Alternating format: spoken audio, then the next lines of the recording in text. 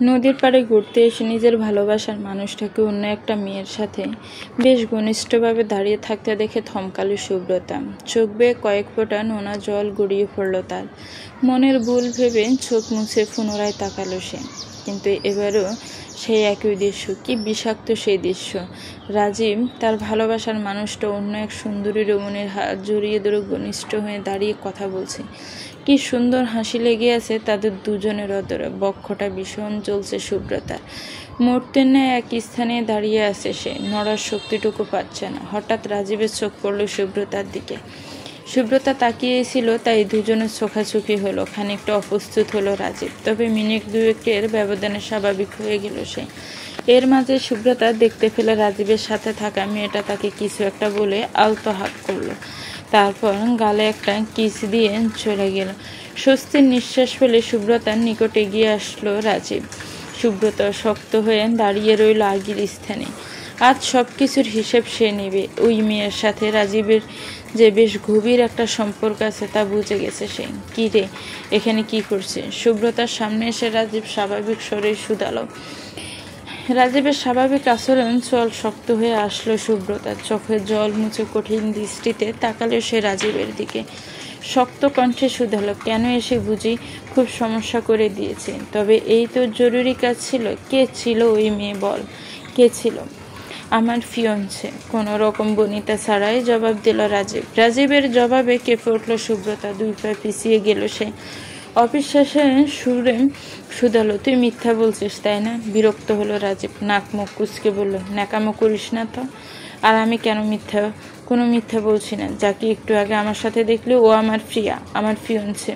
ওর সাথে আমার বিয়ে ঠিক হয়েছে। রাজীবের জবাবে ভয়ঙ্করভাবে রেগে গেল সুব্রতা। ওর হাত খামছে ধরে বলল, তুই না আমাকে ভালোবাসিস? কিভাবে পারলি আমার সাথে এমনটা করতে? নিজের হাতটা ঝাড়া দিয়ে ছাড়িয়ে নিল রাজীব। বলল, আমি তোকে কোনো ভালো টালো বাসি না। হ্যাঁ, একটা সময় ভালো লাগতো, এটা সত্য, কিন্তু এখন আর লাগে না।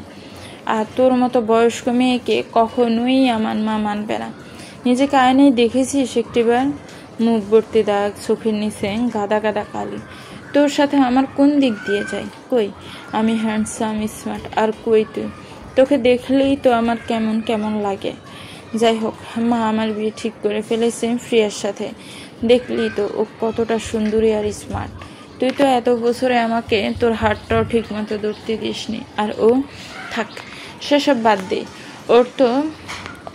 ও তোর মতো খ্যাত না। আর তার চেয়ে বড় কথা, ওর বাবার অডেল পয়সাও আছে। তোর বাবার কি আছে? আজ অব্দি একটা দামি গিফট দিতে পারিসনি আমাকে। আর প্রিয়াকে দেখ, ও আমাকে আইফোনের লেটেস্ট ভার্সন গিফট করেছে। আমি তো ওকেই বিয়ে করব। তুইও কাউকে খুঁজে নে, দেখ কোনো 2-3 বাচ্চার বাপ রাজি হয় কিনা। ছল ছল চোখে রাজীবের দিকে চাইল সুব্রতা। কাঁপা কাঁপা কণ্ঠে বলল, তুই কথা দিয়েছিলে আমাকে বিয়ে করবি। আর আন্টি কিভাবে পারলেন এমনটা করতে? উনি তো জানতেন আমাদের সম্পর্কের কথা। সুব্রতার কথায় চরম বিরক্ত হলো রাজীব। মুখ দিয়ে স্বজাতীয় শব্দ করে বাজ খাই গলায় বলল, আম্মু কখনোই তোকে পছন্দ করতো না। সে তো সমবয়সী রিলেশনের রাজিই ছিল না, তাও যদি তোদের অনেক টাকা পয়সা থাকতো। যাই হোক, এসব ফালতু ফেসাল আমি আর শুনতে চাই না, আর না কোনো উত্তর দিতে চাই। আমার যা বলার ছিল বলে দিয়েছি। তোর এসব ন্যাকামো স্যাঁচড়ামো আমি আর নিতে পারছি না। গত 6টা মাস যাবৎ আমাকে জ্বালিয়ে মারছিস। একেবারে আশা রাখছি এসব স্যাঁচড়ামি আজকের পর থেকে আর করবি না।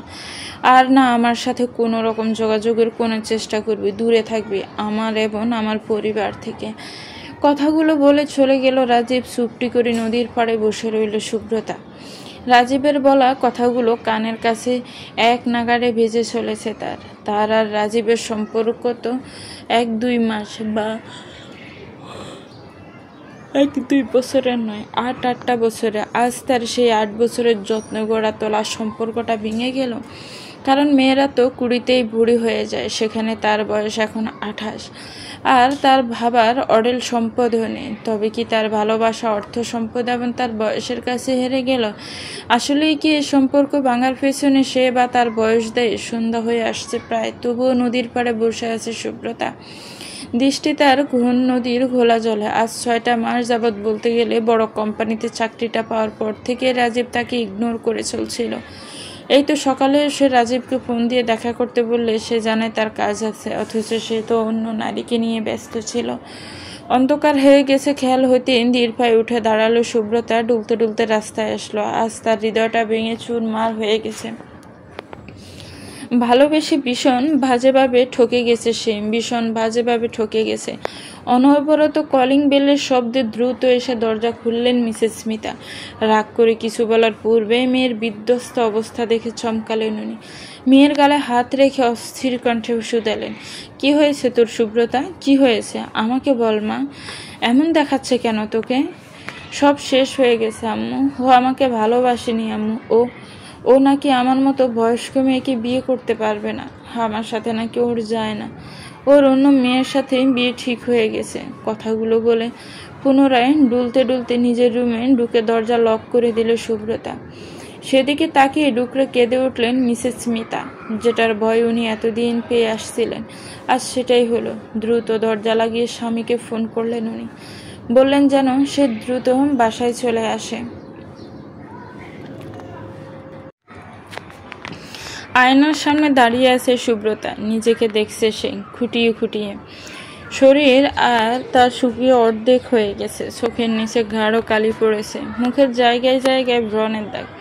এ সপ্তাহে একাধিক রাত জেগে কাদার ফল, নিজের প্রতি অযত্নের ফল। নিজের মুখের দিকে তাকিয়ে অস্বাভাবিকভাবে হেসে উঠল সে। কই গেল তার সেই রূপ? সে তো এমন ছিল না। সে বুঝি তার নিঃস্বার্থ ভালোবাসার ফলটা এভাবেই পেল? আলমারি গেটে প্রিয় মানুষটার সাথে জড়িয়ে থাকা ছোট বড় সব কিছু খুঁজে বের করলো সুব্রতা। সেগুলো কিছুক্ষণ হাতিয়ে দেখলো। এই তো শেষবার। এরপর আর কখনো এগুলো কি স্পর্শ করা তো দূর, চোখেরা দেখা হবে না। গোলা চোখের ড্রয়ার গেটে একটা ম্যাক্স বক্স খুঁজে বের করলো। কাঠিতে আগুন জ্বালিয়ে সেটা রেখে দিল জিনিসগুলোর উপর। জ্বলতে লাগলো একে একে সব স্মৃতি। জ্বলতে লাগলো সুব্রতার অন্তরটা। জ্বলন্ত স্মৃতিগুলোর দিকে তাকিয়ে পাগলের মতো হাসতে লাগলো সে। হাসতে হাসতে একসময় হাঁটুতে মুখ গুজে হাউ মাউ করে কেঁদে ফেললো। কি অপরাধ ছিল তার? সমবয়সী প্রেমের সম্পর্কে জড়িয়েছিল, এটাই কি তার অপরাধ?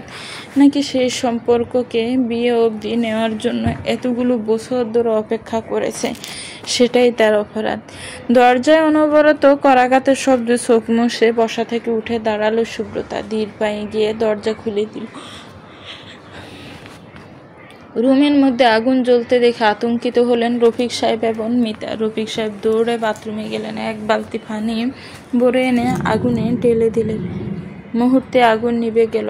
আগুনে জ্বলতে থাকা সবকিছু ততক্ষণে পুড়ে ছাই হয়ে গেছে।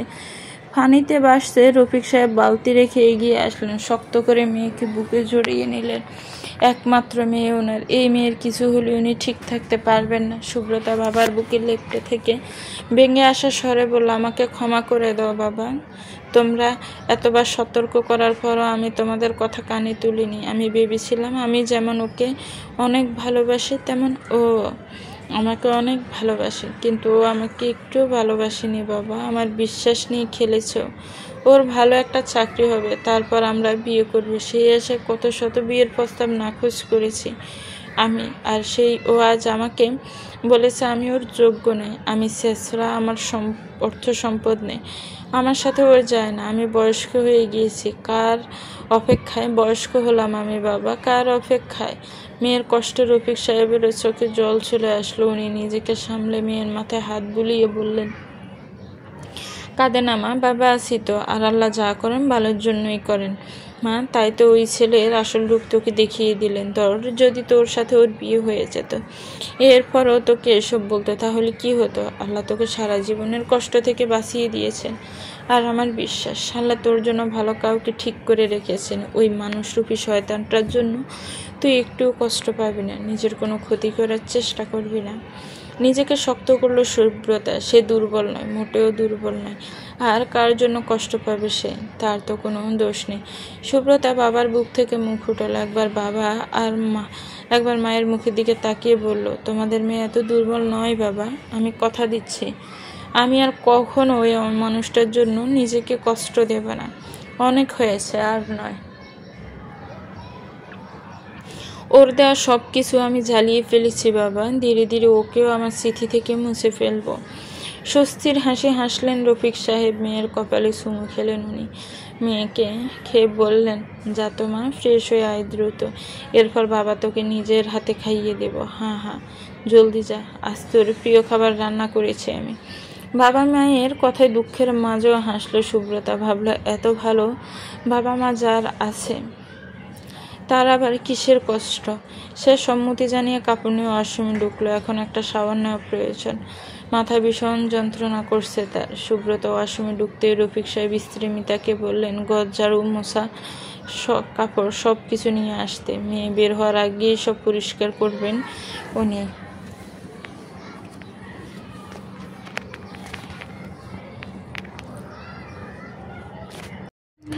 আজ প্রায় 1 মাস ফেসবুকে লগ ইন করলো সুব্রতা, কিন্তু নিউজ ফিড স্ক্রল করা মাত্র তার চোখের সামনে বেশি উঠল রাজীবের একটা পোস্ট। আলহামদুলিল্লাহ ক্যাপশনটা দিয়ে যে একটা ফেক পোস্ট করেছে, সেই ফেকে বড় বেশে দেখা যাচ্ছে রাজীবকে। তার পাশে হাসি মুখে দাঁড়িয়ে আছে তার সদ্য বিবাহিতা স্ত্রী। লাল টুকটুকে শাড়িতে অসম্ভব সুন্দর লাগছে মেয়েটাকে। সুব্রতা অনেকটা সময় এক দৃষ্টিতে তাকিয়ে রইল ফিক্সারটার দিকে। চোখ জোড়া জলে টলমল করতে লাগলো তার। যতই হোক 8টা বছর এই পুরুষকে ভালোবেসেছে সে, এই পুরুষের স্ত্রী হওয়ার স্বপ্ন দেখেছে, অথচ আজ সেই পুরুষের পাশে অন্য এক নারী বধূ বেশে দাঁড়িয়ে আছে। তাচ্ছিল্যের হাসি হাসলো সুব্রতা। সে তো একটা বেঈমান, ঠক, প্রতারককে ভালোবেসেছিল। মানুষ চিনতে ভুল করেছিল সে, তাই তো তার সাথে এমনটা হলো। ভালো থাকিস তুই রাজীব, আমার সাথে তুই যা করেছিস, আমাকে যেই কষ্ট তুই দিয়েছিস, তার জন্য আমি তোকে অভিশাপ দিব না। কিন্তু মানুষ যে তার কৃতকর্মের ফল ঠিকই এক সময় না এক সময় পায়। বীর বীর করে কথাগুলো উচ্চারণ করলো সুব্রতা। টুপ করে চোখ থেকে 2 ফোঁটা জল গড়িয়ে পড়লো তার। সাথে সাথে চোখ নিচু ফেললো সে। বুকে পাথর চেপে রাজীবের পোস্টে লাভ রিয়েক্ট দিল। কমেন্ট করলো, নতুন জীবনের জন্য শুভকামনা রইল। তারপর রাজীবকে আনফ্রেন্ড করে ব্লক করে দিল। রাজীব যে তাকে এসব দেখানোর জন্যই এতদিন লিস্টে রেখেছিল তা বেশ বুঝতে পেরেছে সুব্রতা। তবে রাজীবও জানুক সে দুর্বল নয়। রাজীবের মতো ঠকবাজের জন্য সে কষ্ট পায় না। বসে বসে ফেসবুকে স্ক্রল করছিল রাজীব। এমন সময় নোটিফিকেশন চেক করে চমকালো সে। সুব্রতা তার পোস্টে লাভ রিয়েক্ট দিয়েছে, আবার কমেন্টও করেছে। ঝটপট কমেন্ট চেক করলো রাজীব। সুব্রতা তাকে শুভকামনা জানিয়েছে, ব্যাপারটা হজম হতে চাইল না তার। সে ভেবেছিল সুব্রতা কষ্ট পাবে তার বিয়ের ফিক দেখে, তাকে মেসেজ দিয়ে হয়তো আবার বিরক্ত করবে, সেই সুযোগে সে আরেকটু অপমান করবে সুব্রতাকে। কিন্তু এমন কিছুই হলো না। উল্টো মেয়েটা তাকে শুভকামনা জানিয়েছে। মূলত সে সুব্রতাকে লিস্টে রেখেছিলই এটা দেখানোর জন্য যে সে কত ভালো কিছু ডিজার্ভ করে। রাজীব ভাবলো সুব্রতাকে কিছু বলা দরকার। মেয়েটা বেশি ভাব নিল, তাই সে ঠিক করলো বেশ খোঁচা দিয়ে একটা রিপ্লাই দিবে সুব্রতাকে। যেই বাবা সেই কাজ। কিন্তু রিপ্লাই দিতে গিয়ে রাজীব বুঝতে পারলো সুব্রতা তাকে ব্লক করে দিয়েছে। এতে অপমান বোধ করলো রাজীব। রাগে মুখ লাল হলো তার। নোংরা ভাষায় 2টা গালি দিল সে সুব্রতাকে। রাজীবের এই রাগ গলে পানি হলো তার সদ্য বিবাহিত স্ত্রীর স্পর্শে। ফোন একপাশে শুয়ে সবকিছু ভুলে প্রিয়াকে নিয়ে ব্যস্ত হয়ে পড়ল সে। এত বছরের সম্পর্ক বলে নতুন সম্পর্ক লিপ্ত হলো রাজীব। একটিবারের জন্য তার মনে হলো না কত বড় ধোঁকা সে দিয়েছে একজনকে, কত বড় পাপ সে করেছে। একজনই জীবন নষ্ট করে নিজের জীবন সাজিয়েছে শুধুমাত্র নিজের স্বার্থে। একজনকে এত বছর যাবৎ ব্যবহার করে স্বার্থ হাসিল হতেই ছুঁড়ে ফেলে দিয়েছে। সাময়িক সুখের লোভে সে হয়তো ভুলে গিয়েছে প্রতিটা ব্যক্তিকেই তার কৃতকর্মের ফল ভোগ করতে হয়। দেখতে দেখতে পেরিয়ে গেছে কয়েকটি মাস। আজ 4র্থবারের মতো পাত্রপক্ষ দেখতে এসেছে সুব্রতাকে। নিজের রুমে চুপটি করে বসে আছে সুব্রতা। মুখে নেই তার কোনো প্রকার প্রসাধনীর ছাপ, নেই কোনো লাজের আভা। মলিন তার মুখশ্রী। বাবা মায়ের কথা ভাবলে তার চোখ ফেটে জল আসতে চায়। বুকটা ফেটে যায় কষ্টে তার জন্য, শুধুমাত্র তার কারণে। তার বাবা মায়ের অবস্থার কি করুণ। প্রতিবেশীদের কটু কথার জ্বালায় মানুষ দুটো শান্তিতে থাকতে ফেলতে পারে না, তবুও তাকে সেসব কথার হাত থেকে রক্ষা করে, তাকে প্রতিনিয়ত আগলে রাখে। এই তো কিছুক্ষণ বাদেই হয়তো তাকে আবার পাত্রপক্ষের সামনে যেতে হবে। আজও হয়তো তার বাবা মাকে হতাশ হতে হবে, তার জন্য লজ্জায় পড়তে হবে। বিবির দীর্ঘশ্বাস ফেলে সুব্রতা। তার আগেও 3বার পাত্রপক্ষ দেখতে এসেছিল, এর মধ্যে প্রথম 2বার সরাসরি রিজেক্ট হয়েছে সে, সাথে শুনতে হয়েছে নানা রকমের কথা। আর 3য়বার যারা দেখতে এসেছিল তারা অনেক কটু কথা শোনার পর যদিও রাজি হয়েছিল, তবে বিনিময়ে অনেক কিছু চেয়ে বসেছিল। সামান্য একজন চাকরিজীবী রফিক সাহেব, ওনার পক্ষে এত কিছু দেওয়া কঠিন ছিল। আর সুব্রতাও এই প্রস্তাবে শোনামাত্র অসম্মতি প্রকাশ করেছে, কারণ সে চায় না তাকে কেউ অর্থ সম্পদের বিনিময়ে নিজের স্ত্রী হিসেবে গ্রহণ করুক। সে রফিক সাহেবকে জানিয়ে দিয়েছে তাকে যদি কেউ কোনো বিনিময় ছাড়া সেভাবে আসে, সেভাবেই অ্যাকসেপ্ট করে, তবেই সে বিয়েটা করবে, নয়তো তার বিয়ের প্রয়োজন নেই। রফিক সাহেবও চান না কোনো লোভী পরিবারের হাতে নিজের একমাত্র আদরের কন্যাকে তুলে দিতে, তাই তার কথা এগোনোর চেষ্টা করেনি। এছাড়া আরও কিছু প্রস্তাব দিয়েছিল ঘটক, কিন্তু সেসব পাত্র রফিক সাহেবের কাছাকাছি বয়সের, আবার অনেকের ক্যারেক্টার খারাপ। 3-4 বিয়ে আছে যা শোনা মাত্রই নাকচ করেছেন রফিক সাহেব। তার মেয়ে তো আর ফেলনা নয় যে উনি তার হাতে তুলে দিবেন। এসবের পর দীর্ঘদিন খোঁজ ছিল না ঘটকের, কিন্তু 2 দিন আগে সে ফোন করে আবার নতুন প্রস্তাব সম্পর্কে রফিক সাহেবকে জানিয়েছে। তারপর থেকে রফিক সাহেবকে বেশ খুশি খুশি দেখাচ্ছে। হয়তো এবার পাত্র তার মনের মতো হয়েছে। ভাবনার মশগুল সুব্রতার ধ্যান ভঙ্গ হলো মায়ের ডাকে। উনি নিতে এসেছেন সুব্রতাকে। মেয়েকে কোনো সাজসজ্জা ছাড়া দেখে হতাশ হলেন মিসেস স্মিতা। তার চঞ্চল স্বভাবের মেয়েটা কেমন শান্ত হয়ে গেছে। যে মেয়েটা সাজসজ্জা এত পছন্দ করতো, সেই মেয়েটা এখন ওসব চোখের দেখাও দেখে না, সারাটা দিন মনমরা হয়ে থাকে। মিসেস স্মিতা কিছু বলতে চেয়েও বলতে পারলেন না। মেয়ের মলিন মুখশ্রী দেখে মেয়েকে নিজের সাথে বসার ঘরে নিয়ে আসলেন। চুপচাপ পুতুলের ন্যায় মায়ের সাথে বসার ঘরে আসলো সুব্রতা। সালাম দিয়ে মাথা নিচু করে বসে রইল। সুব্রতা ভেবেছিল আজও তাকে এবং তার বাবা মাকে অনেক কথাই শুনতে হবে, কিন্তু তাদের অবাক করে দিয়ে পাত্রপক্ষ তেমন কোনো কথাই বলল না। পাত্রপক্ষ থেকে 3 জন এসেছিল, পাত্রের বাবা মা এবং ছোট বোন। পাত্র কোনো এক কাজে ব্যস্ত থাকায় আসতে পারেনি। তাদের 3 জনের মধ্যে কেবলমাত্র পাত্রের মা সুব্রতাকে গম্ভীর স্বরে কিছু প্রশ্ন করলেন, এরপর চলে গেলেন ওনারা। তবে এর চেয়ে অবাক করা ঘটনা ঘটল রাতে, যখন পাত্রপক্ষ থেকে খবর আসলো সুব্রতাকে ওনাদের পছন্দ হয়েছে। রফিক সাহেব ফোন রেখে খুশিতে গদগদ হয়ে বললেন, ছেলে এবং ছেলের পরিবারকে আমার অসম্ভব ভালো লেগেছে।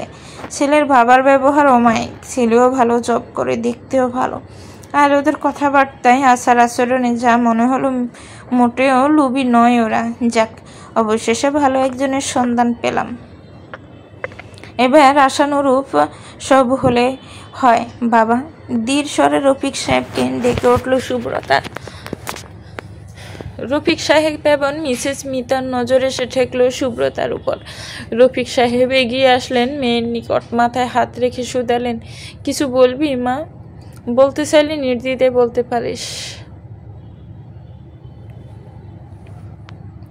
বাবা, আমি সেই বিয়ের কথা আগানোর পূর্বে যার সাথে আমার বিয়ে কথা চলছে তার সাথে সাক্ষাৎ করতে, তাকে আমার অতীতের ব্যাপারটা সবটা জানাতে। সুব্রতার কথা আতঙ্কিত হলেন মিসেস স্মিতা। চমকে বললেন, এমনটা করিস না সুব্রতা, অবশেষে একটা ভালো প্রস্তাব এসেছে। যদি তোর অতীত শোনার পর না করে দেয়। মলিন হাসলো সুব্রতা, বলল, আমি কাউকে দোকার মধ্যে রাখতে চাই না আম্মু। আমি যদি এখনই তাকে সব না জানাই, তবে এটা তার সাথে ধোঁকা হয়ে যাবে। সে যদি সব জানার পর আমাকে নিজের স্ত্রী রূপে চায়, তাহলে তো হলোই, আর না মানলে নেই। তবুও মনের মধ্যে এই অপরাধ বোধটুকু তো থাকবে না যে আমি কাউকে ধোঁকা দিচ্ছি।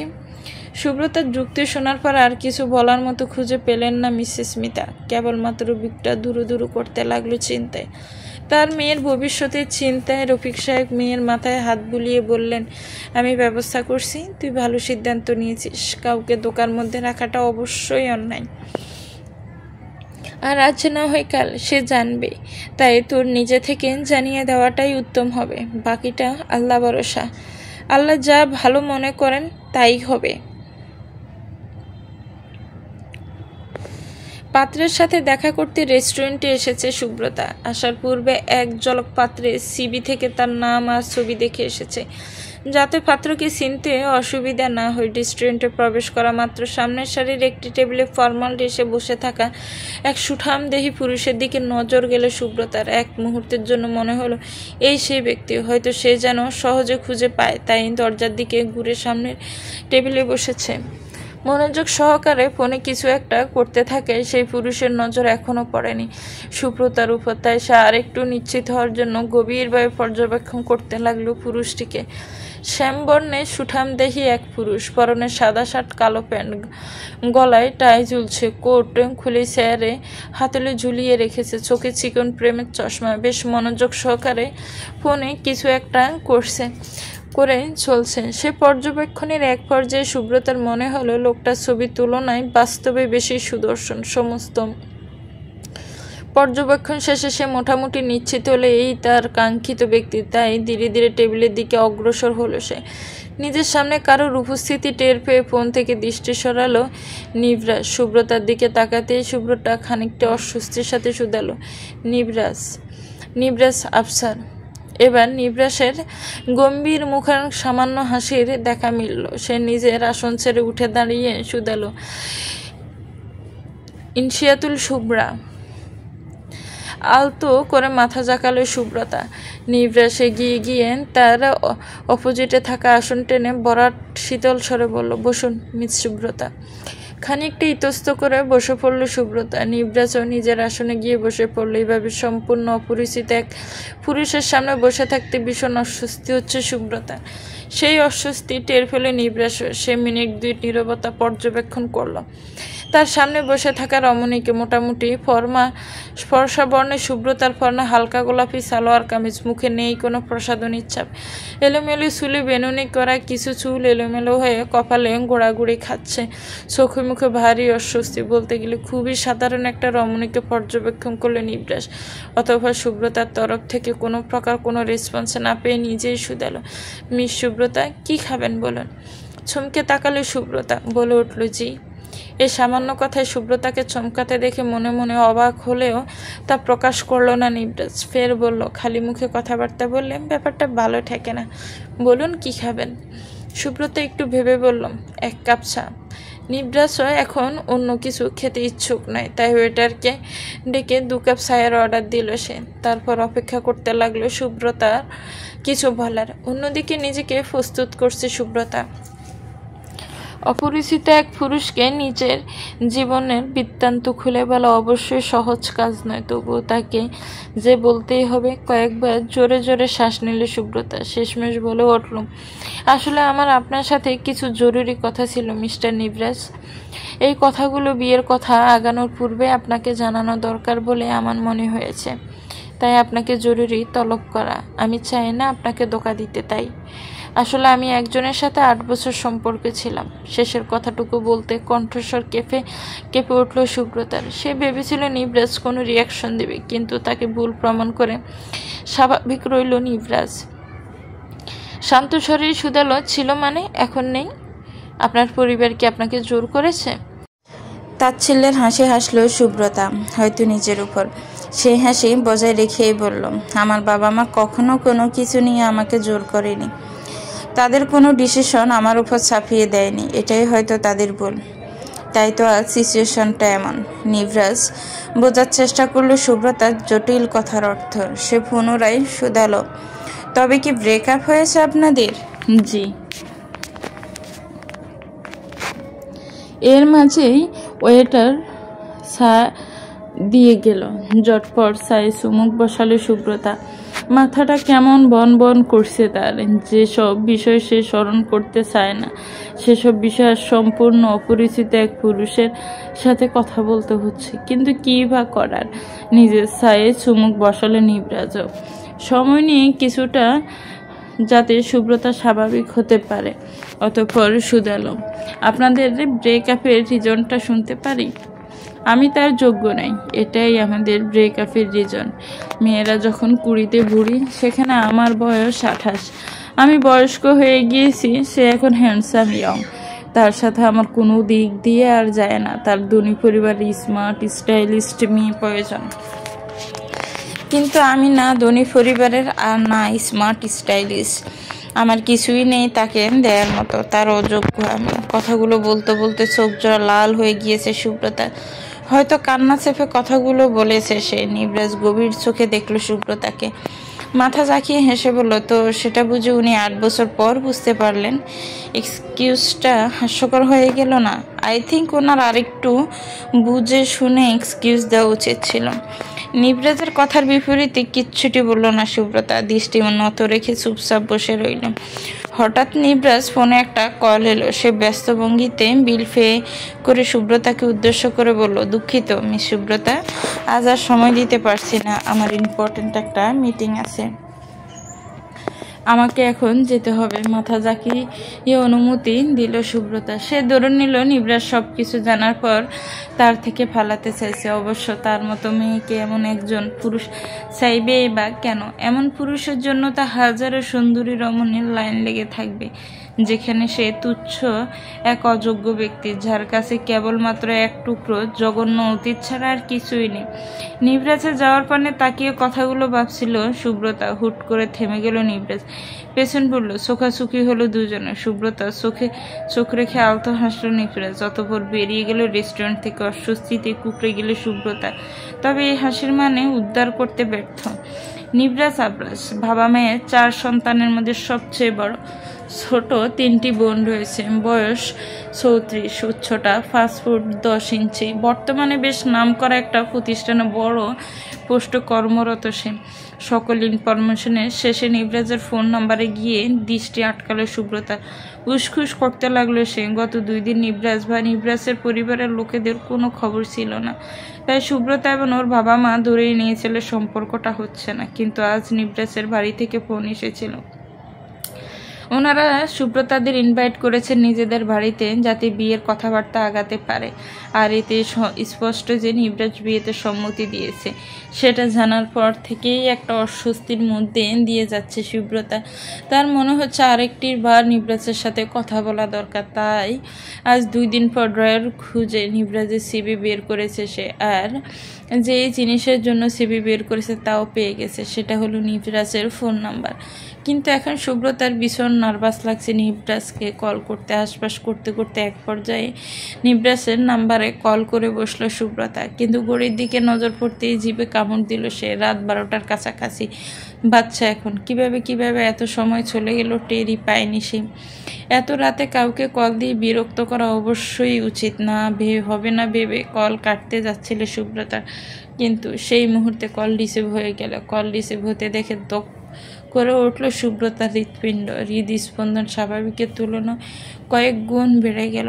আলতো করে পুনরায় ফোনটা কানের কাছে ধরল সেই, কিন্তু চুপ করে রইল। সাজাতে লাগলো বলতে চাওয়া কথাগুলো। অপর পাশেও তখন নীরবতা। সুব্রতা। নীরবতা ভেঙে অপর প্রান্ত থেকে ভেসে এলো ভরাট পুরুষালী কণ্ঠস্বর। কেঁপে উঠল সুব্রতা, চমকালো ভীষণ। আশ্চর্য হলো এই ভেবে যে নিবরাজ কি করে বুঝলো সেই কল দিয়েছে, কারণ তার সিভিতে সে ইচ্ছে করে মিসেস মিতার নাম্বার দিয়েছে। সুব্রতাকে আরও খানিকটা অবাক করে দিয়ে নিবরাজ বলে উঠল, ভাবছেন নিশ্চয় কি করে বুঝলাম যে আপনি কল দিয়েছেন? সত্যি বলতে আমার মন বলছিল আজ আপনি আমাকে কল করবেন। আপনি বুঝি মানুষের ভাবনা পড়তে পারেন? নিবরাজের কথার পিঠে আনমনে বলে উঠল সুব্রতা। অদর প্রসারিত হলো নিবরাজের। বলল, মানুষের কথা বলতে পারছি না, তবে আপনারটা হয়তো পড়তে পেরেছি। কথা থেমে গেল সুব্রতার। কিছু সময় নীরবতা পালনের পর শুধালো, এত রাতে কল দিয়ে বিরক্ত করলাম তাই না? একটুও নয়। এই যে আমি তো অপেক্ষায় ছিলাম আপনার কলের। কিছু সময় থম মেরে রইল সুব্রতা। পরনের ওড়নাটা মুচড়াতে লাগলো। অতঃপর সুব্রতার দ্রুততার সাথে প্রশ্ন করে বসল, বিয়েতে কেন রাজি হলেন? আপনার জন্য আরও ভালো ভালো অপশন ছিল। আমার অন্য কোনো অপশনের প্রয়োজন নেই সুব্রতা, আমার আপনাকে প্রয়োজন। কেন প্রয়োজন আর কেনই বা বিয়েতে রাজি হলাম, সেই প্রশ্নের জবাবটা না হয় বিয়ের পর দিব। নিবরাজের শীতল কণ্ঠে বলা কথাগুলো শুনে শিউরে উঠল সুব্রতা। মুখে নেই তার সামান্য টু শব্দ। সুব্রতাকে নিশ্চুপ থাকতে দেখে নিবরাজ নিজেই বলে উঠল, ভয় পাচ্ছেন সুব্রতা? পুনরায় ঠকে যাওয়ার ভয়? আরেকটিবার না হয় বিশ্বাস করে দেখুন, এবার হয়তো না ঠকলেন। অতিরিক্ত নার্ভাস হওয়ায় খট করে কল কেটে দিলে সুব্রতা। থমকে বসে রইল। অদ্ভুত লাগছে তার। লোকটা কিভাবে যেন তার ভাবনাগুলো পড়ে ফেলছে। এমন সময় একটি মেসেজ এলো। সুব্রতা দেখলো মেসেজটি এসেছে নিবরাজের নাম্বার থেকে। তাই ওপেন করলো সে। আমি 34 বলে কি আমাকে বর হিসেবে মেনে নিতে পারছেন না সুব্রতা? দেখুন, আমি কিন্তু অতটাও ভুড়ো নেই। নিবরাজের ঠাট্টা ধরতে পারল সুব্রতা। অজান্তে মেসেজটা পড়ে হেসে উঠল সে। আজ ঠিক কতদিন পর সে মন থেকে হাসলো তার হিসেব নেই। মিনিট দুয়েক পর পুনরায় মেসেজ আসলো। আপনি ভাবুন সুব্রতা, সময় নিয়ে ভাবুন। আপনার মন সায় দিলে তবে না হয় বিয়েতে সম্মতি দিবেন। আমি অপেক্ষায় থাকবো আপনার সম্মতির। শুভরাত্রি। নিবরাজের দেওয়া মেসেজ 2-3 বার পড়ল সুব্রতা। অতঃপর ফোনটা পাশে রেখে চোখ বন্ধ করে রইল। নিবরাজকে মোটেও খারাপ মনে হচ্ছে না তার। অন্যদিকে তার বাবা মা এই সম্পর্কটা হচ্ছে বলে ভীষণ খুশি, কিন্তু তার মধ্যে যে ভয় কাজ করছে, পুনরায় ঠকে যাওয়ার ভয়। সে যে একবার মানুষ চিনতে ভুল করেছে। জোরে একটা নিঃশ্বাস ফেলল সুব্রতা। সকল চিন্তা ঝেড়ে ফেলতে চাইল যেন। ভেবে নিল সবটা যেভাবে হচ্ছে সেভাবে চলতে দিবে সে। তার সাথে যা যা হচ্ছে এবং হচ্ছে সবটাই উপরওয়ালার ইচ্ছা। তার আগামীতে হবে সেটাও ওনার ইচ্ছাতে হবে। ভাগ্য যে কারোর পক্ষে বদলানো সম্ভব নয়, তার ভাগ্যে যা আছে তা আসবে। আজ নিবরাজদের বাড়িতে এসেছে সুব্রতা এবং ওর বাবা মা। একটি বহুতল ভবনের 7ম ফ্লোরে বিশাল বড় এক ফ্ল্যাট। এখানে নিবরাজের বসবাস। আসার পর থেকে মাথা নিচু করে চুপচাপ বসে আছে সুব্রতা। নিবরাজও আছে, ঠিক সুব্রতার অপোজিটেই বসে আছে সে। গুরুজনদের মাসে ভীষণ অস্বস্তি বোধ করছে সুব্রতা। সেটা সুব্রতার মুখ দেখে আজ করতে পারল নিবরাজ। সে তার পাশে বসে থাকা মেয়েটিকে ধীর স্বরে কিছু একটা বলল। কিছু সময় বাদে মেয়েটি উঠে দাঁড়িয়ে সবাইকে উদ্দেশ্য করে বলল, আপনাদের যদি অনুমতি দেন তবে আমি সুব্রতা আপুকে আমার রুম থেকে ঘুরিয়ে নিয়ে আসি। সেই সুযোগে একটু পরিচিত হওয়া যাবে। আপনারা হয়তো ততক্ষণে কথা শেষ করুন। সবাই সম্মতি দিতে মেয়েটি এসে সুব্রতাকে নিজের সাথে নিজের রুমে নিয়ে গেল। রুমে আসার পর কিছুটা স্বস্তি পেল সুব্রতা। জানতে পারল মেয়েটির নাম নীলিমা, নিবরাজের সবচেয়ে ছোট বোন। নীলিমা মেয়েটাকে ভীষণ মনে ধরল সুব্রতার। মেয়েটা ভারী মিশুক আর প্রচণ্ড চটপটে স্বভাবের। কথায় কথায় সুব্রতা জানতে পারল নিবরাজের অন্য 2 বোন বিবাহিত। তাদের বসবাস অন্য এলাকায়। তারা সুব্রতাকে ছবিতে দেখে পছন্দ করেছে, তবে বিয়ের 2-3 দিন আগে চলে আসবে। নীলিমা আরও কিছু বলতো, কিন্তু তার পূর্বেই তার মাথায় গাঁটটা মারল নিবরাজ। বলল, এত কথা কিভাবে বলিস? নাক মুখ কুচকে ফেললো নীলিমা। বলল, মুখ দিয়ে বেলি, তোমার সমস্যা? নিবরাজ গম্ভীর কণ্ঠে বলল, হ্যাঁ অনেক সমস্যা। যা আবার বাইরে যা, অনেক কথা বলেছিস। নিবরাজের কথায় দুষ্ট হাসি ফুটে উঠল নীলিমার অদরে। সে দুষ্ট কণ্ঠে বলল, বুঝি সবই বুঝি। আমার মাধ্যমে সুব্রতা আপুকে এখানে নিয়ে আসলে এখন আমাকে ভাগিয়ে আপুর সাথে প্রেমালাপ করতে চাও? নিবরাজ নীলিমার মাথায় পুনরায় একটা গাঁটটা মেরে বলল, এত বেশি বোঝা বাদ দে, যা বাঘ, তাতে কি? নীলিমা আগের মতোই দুষ্ট হাসতে হাসতে বেরিয়ে গেল। জড়সড় হয়ে আগের জায়গাতেই বসে রইল সুব্রতা। নার্ভাসনেস কমাতে এদিক সেদিক তাকাতে লাগলো, কিন্তু ভুলেও নিবরাজের দিকে তাকাচ্ছে না সে। তবে বুঝতে পারছে নিবরাজ তার দিকে তাকিয়েছে গভীর দৃষ্টিতে। কিছু সময় এভাবেই অতিবাহিত হলো নীরবতায়, অস্থিরতায়। নীরবতা ভেঙে নিবরাজ হুট করে বলে উঠল, আপনাকে শাড়িতে দারুণ মানায় সুব্রতা। অনাকাঙ্ক্ষিত কিছু শুনে চমকে তাকালো সুব্রতা। অমনি নজরে এলো নিবরাজের হাস্যোজ্জ্বল মুখশ্রী। আজ নিবরাজ ফর্মাল পোশাকে নেই। তার সুঠাম দেয়া হালকা রঙের পাঞ্জাবি শোভা পাচ্ছে। চুলগুলো দারুণভাবে সেট করা, চোখে চিকন ফ্রেমের চশমা, যা তার সৌন্দর্যকে কয়েক গুণ বৃদ্ধি করেছে। অদর জুড়ে স্নিগ্ধ হাসির এক খেলা করছে।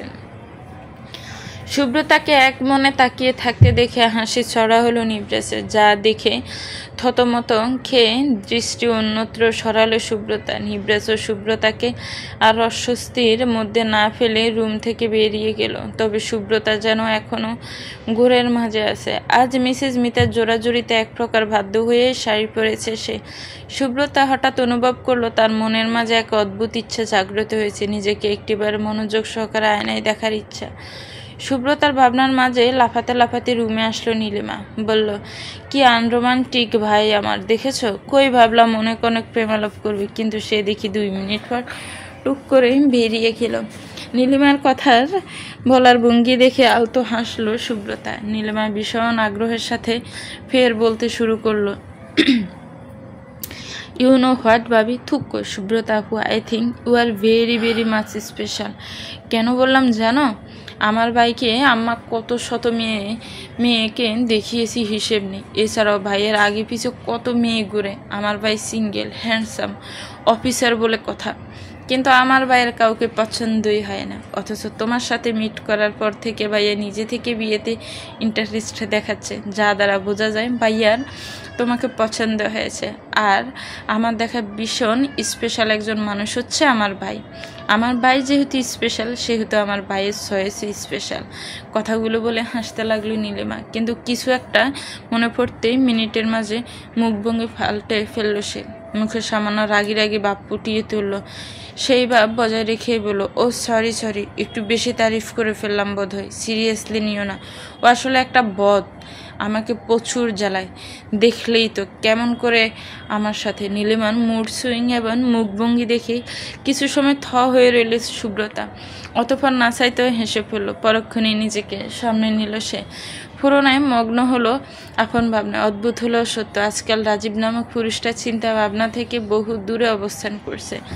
কারণটা হয়তো নিবরাজ নামক পুরুষ। আজকাল তার চিত্ত জুড়ে কেবল নিবরাজ নামক পুরুষের আনাগোনা। নিবরাজ এবং তাদের বিয়ে নিয়ে ভাবতে ভাবতে অধিকাংশ সময় কেটে যাচ্ছে তার। চলবে তো ভিউয়ার্স, গল্পটা কেমন লেগেছে একটি কমেন্টস করে জানাবেন। গল্পটা ভালো লাগলে একটি লাইক করবেন, গল্পটাকে শেয়ার করবেন, আর আমার চ্যানেলটাকে প্লিজ সাবস্ক্রাইব করবেন। যারা অলরেডি সাবস্ক্রাইব করে রেখেছেন তাদেরকে অনেক অনেক ধন্যবাদ। ভালো থাকবেন, সুস্থ থাকবেন, আমার চ্যানেলের সাথেই থাকবেন। আল্লাহ হাফেজ, আসসালামু আলাইকুম।